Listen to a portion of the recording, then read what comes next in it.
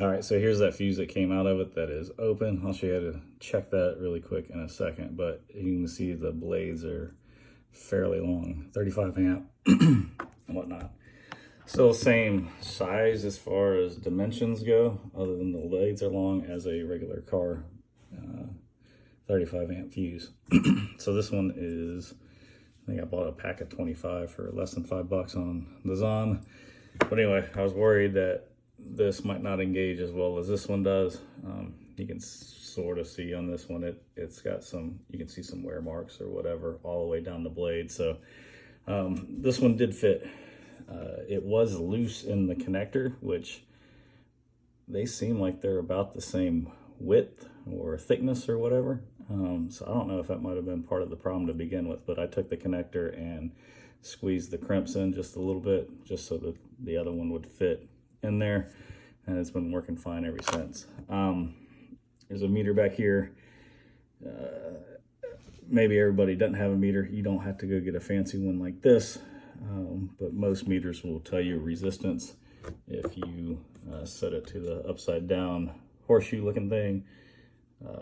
That is your resistance reading. So a good fuse should be less than 1 ohm would be my guess, like point something, unless it's a special type of fuse. But all the fuses that are in the camper or in the car, well, I shouldn't say all, but anyway, these should read less than, of course, light goes out right as I'm using it. Anyway,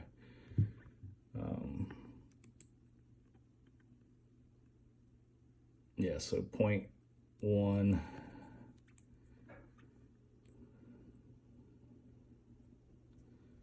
.1 is what this one is.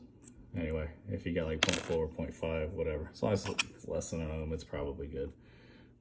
If you got some higher resistance, then it might be a special type of fuse or whatever. But I checked the other one on this and it was like 0.4.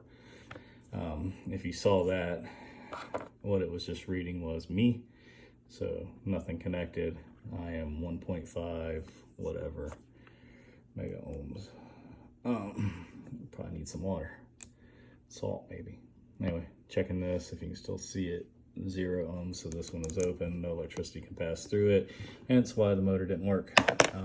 If you do have a meter, if it has selectables, it probably will give you a DC reading. So this one says now reading in volts DC.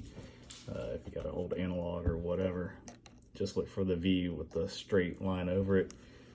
If you're trying to measure AC, the wiggly line, sine wave, millivolts, AC, millivolts, DC, and go from there. But anyway, that's how I checked it. Stuck these, when I was checking the motor output into that connector, I just stuck the positive and negative into the two connectors, or into the, yeah, and when I'd cycle it up or down, I got no reading on it. That's a 12-volt system. And when if you remember in the video, I had the other side disconnected. I wanted to see what a good reading was, so I disconnected the other side, plugged these in, and I was getting right around, I think, almost 13 volts. Positive and negative, depending on which direction I selected. So hopefully that helps and saves you some time and or money if you're out of warranty. I totally would have driven this up if it was 15 minutes away or whatever, and had them do all the troubleshooting and fix it. But like I said, it's about an hour and a half for me, so I'd rather just go ahead and get it fixed and go, and keep my list of all the other warranty items to take up there this fall. So anyway, hope it helps. See y'all later.